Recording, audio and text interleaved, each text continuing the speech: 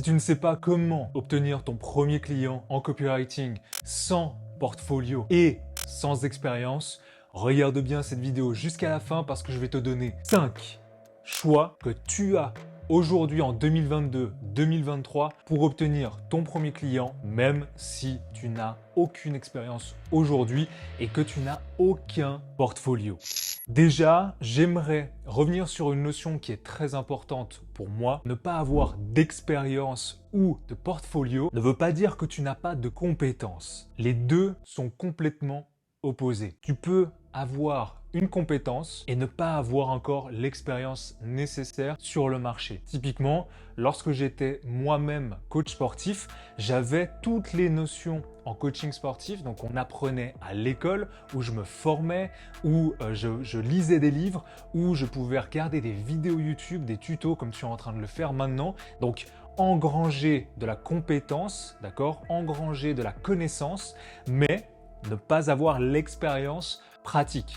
Et c'est là où en fait les deux ne sont pas liés et donc il faut briser la croyance directement que tu as aujourd'hui qui est de dire je suis un débutant et je ne mérite pas en gros de pouvoir vendre mes services alors que je sais des choses sur le marché que mes clients potentiellement ne savent pas. D'accord? Quand j'étais coach et que je faisais justement tout pour apprendre ce métier-là, j'avais plus de connaissances que 90% des gens sur le marché. Et pourtant, tu as ce syndrome de l'imposteur, tu as cette voix dans ta tête qui te dit « je n'en sais pas assez, je ne peux pas vendre mes services parce que je n'ai pas d'expérience ». Mais en fait, l'expérience, elle va venir avec les actions que tu vas prendre et elle va venir avec petit à petit, eh bien, toutes les choses que tu vas mettre en place au quotidien pour te rapprocher de tes clients, pour te rapprocher, on va dire, d'une collaboration avec ton premier client pour obtenir cette fameuse expérience. Et encore, aujourd'hui, ça fait 1 année et demie que je suis copywriter freelance, que j'ai acquéri une certaine expérience. Mais je suis encore très loin, si tu veux, d'utiliser mon plein potentiel. Ce que je veux dire par là, c'est qu'aujourd'hui, j'ai l'expérience nécessaire, j'ai les connaissances nécessaires pour moi-même générer entre 4 000 et 7 000 euros par mois, on va dire régulièrement, mais je n'ai pas encore les connaissances ni les compétences nécessaires et ça va arriver, encore une fois, avec l'action que je vais mettre en place derrière pour obtenir eh bien, des 10, 15, 20 000 euros par mois en récurrent. Tu vois là où je veux en venir? C'est la compétence. Tu l'as déjà aujourd'hui, j'en suis sûr, parce qu'avec toutes les vidéos que tu peux retrouver sur YouTube, sur le copywriting, avec les livres que tu as certainement lus sur le copywriting, tu en connais beaucoup plus que la plupart des gens sur le sujet. Donc la seule chose, en fait, qui te limite, c'est toi-même aujourd'hui. Donc on a brisé dans cette première partie de vidéo ta croyance sur le fait que j'ai pas d'expérience, j'ai pas de portfolio, donc je n'arriverai pas à obtenir, on va dire, ma première expérience avec un client ou alors je vais devoir me sous-vendre. Et encore là, on parle d'un autre problème que je vois trop souvent avec les copywriters débutants, ou en tout cas qui débutent. Ils vont sous-vendre leurs compétences et leurs services et c'est généralement très risqué pour leur propre business. Typiquement, je ne t'apprends rien si je te dis que la valeur perçue sur le marché va dépendre du prix que tu t'es fixé. Je m'explique. Aujourd'hui, je suis entre 100 et 150 euros l'email, d'accord? L'email marketing. Parce que je sais quelle valeur ça a sur le marché et je sais qu'avec mon email, on va pouvoir générer des milliers d'euros, voire des dizaines de milliers, voire même des centaines de milliers d'euros grâce à un seul email.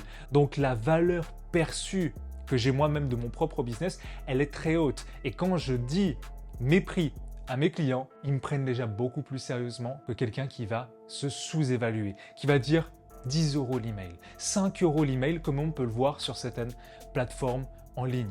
Ça, il faut que tu le comprennes. La valeur perçue est quelque chose de très précieuse aujourd'hui sur le marché et surtout dans le monde du business. Ne sous-estime pas ta valeur, place-toi avec des tarifs qui te semblent convenables concernant ton propre business pour le faire tourner, pour vivre de ton business de copywriting et ensuite va chercher tes clients. Alors, il y a quelque chose que je ne t'ai pas dit, c'est qu'avant même d'aller chercher tes clients, avant même de trouver et d'obtenir ton premier client, il va falloir créer ton offre.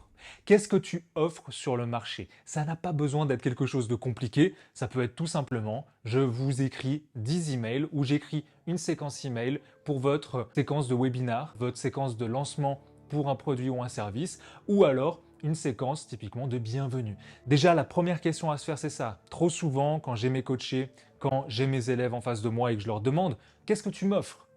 que je puisse justement t'échanger contre de l'argent, ils bégayent. Parce qu'on n'a pas cette notion-là. On veut le client, on voit si tu veux, le client, on veut tout de suite l'avoir, on veut l'obtenir, on se trouve des excuses parce qu'on ne l'obtient pas. Mais pourquoi? Parce qu'on n'offre rien derrière. Et on ne se pose pas la question de « mais si je n'ai pas de client aujourd'hui, ça veut dire donc que je n'offre rien qui ait de la valeur sur le marché. » Rappelle-toi bien que les gens votent avec leur carte bleue. Si aujourd'hui tu n'arrives pas à vivre de ton copywriting, c'est parce que tu n'as pas assez de valeur. Ça fait mal de le dire comme ça, et évidemment c'est normal parce que tu commences, faut l'accepter. Mais ta valeur, elle peut être construite, et très rapidement. Ça sert à rien de dire je vous offre l'opportunité d'augmenter votre chiffre d'affaires par 2, par 10, etc. Ça, c'est des offres débiles que tu vois aux États-Unis, que tout le monde répète et qui ne marchent absolument pas. Parce que si la personne offrait réellement des services comme cela, elle serait multimillionnaire. Tu ne peux pas te baser sur les résultats de tes clients. Il y a trop de paramètres qui va faire qu'une offre va marcher, qu'un lancement va marcher, qu'un produit va marcher. Ce n'est pas forcément sous ton contrôle. Offre seulement quelque chose que tu peux contrôler. Maintenant qu'on a vu ces deux choses fondamentales, j'aimerais te donner ton premier choix qui s'offre à toi si tu veux obtenir ton premier client après cette vidéo. La première chose à faire pour moi, c'est que je dirai à tout le monde ce que je fais. Qu'est-ce que j'ai envie d'entreprendre? Qu'est-ce que j'offre maintenant que tu sais ce que tu offres? Qui, dans ton entourage, tu peux aider? C'est vraiment la première chose à penser et à faire si tu veux obtenir ton premier client directement après cette vidéo. Le deuxième choix que tu as et qui s'offre à toi, c'est évidemment de te mettre sur des plateformes de freelance comme 5 euros, comme Upwork ou alors comme Fiverr. La seule chose ici, parce que tu le sais, il y a des avantages et des inconvénients. Et les inconvénients, c'est que tu vas être en concurrence avec des centaines, voire des milliers d'autres copywriters comme toi. Joyeux Hunger Games! Et que pour monter dans, si tu veux, cette échelle de valeur sur les plateformes, eh bien, ça va être très compliqué si tu n'as aucun avis, si tu n'as aucun client dessus. Donc pour moi, c'est à double tranchant. Je te conseille d'aller dessus, mais de ne pas attendre patiemment d'obtenir tes premiers clients là-bas. Vraiment, essaye d'être actif pour lancer ta carrière de copywriter et surtout construire ton expérience et ton portfolio justement avec des clients réels qui t'ont payé pour tes services. Troisième chose qui s'offre à toi, ça va être de démarcher les entreprises dans ton périmètre, si tu veux, là où tu habites, tout simplement. Ça va être de démarcher ces entreprises, leur demander quels sont leurs problèmes et d'offrir justement une solution à leurs problèmes.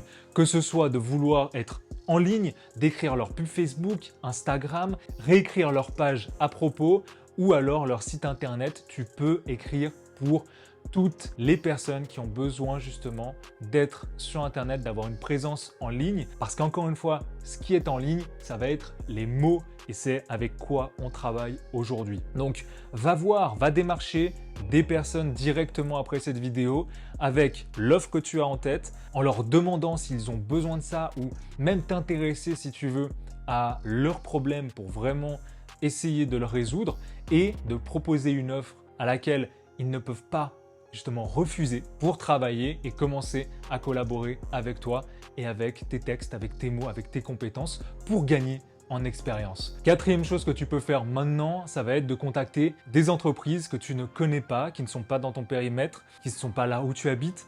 Et pour ça, tu as plusieurs choix, soit du cold calling, ce qu'on appelle justement des appels à froid, ou alors du cold mailing, ce qu'on appelle des emails à froid. Moi, de mon expérience, j'ai fait les deux, j'ai eu des résultats avec les deux. C'est quelque chose qui marche encore aujourd'hui en 2022 et même qui va marcher encore en 2023, mais c'est assez touchy. Touchy dans le sens où ils reçoivent des tonnes et des tonnes d'emails d'autres prestataires de services comme toi, d'autres freelances qui sont là juste pour vendre leurs services et qui ne sont pas là pour s'intéresser réellement à l'entreprise et voir ce qu'ils peuvent justement offrir à celle-ci. Donc moi, ce que je te conseillerais, c'est d'avoir une approche de penser lorsque tu vas écrire ton cold mailing, ton email à froid, ou alors que tu vas les appeler, que tu vas pitcher, si tu veux, ton entreprise ou alors ton pitch de vente, eh bien, ça va être vraiment de t'intéresser réellement à l'entreprise que tu contactes. Et rien que le fait de savoir quelques notions de cette entreprise, quelques chiffres clés que tu vas pouvoir répéter, ça va faire toute la différence parce que tu vas pouvoir justement te démarquer à leurs yeux en ayant cette sensation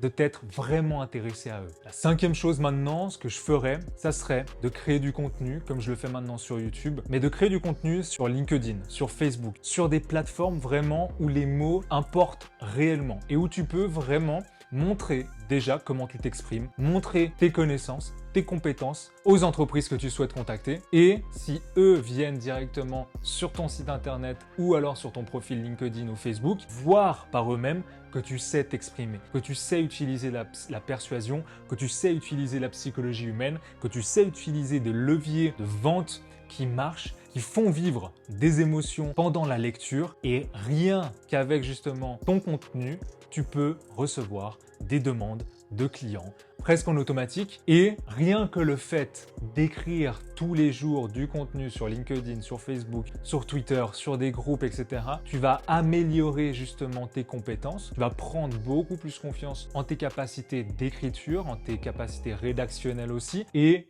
avoir potentiellement des clients qui seraient intéressés pour que tu leur écrives du contenu pour eux, que ce soit des pubs Facebook, des posts LinkedIn, des pages de vente, des emails, etc., etc.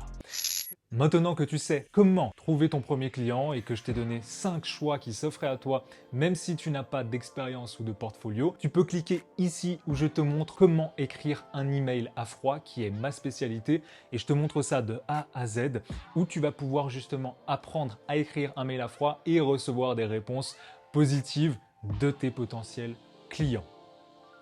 Je te retrouve tout de suite.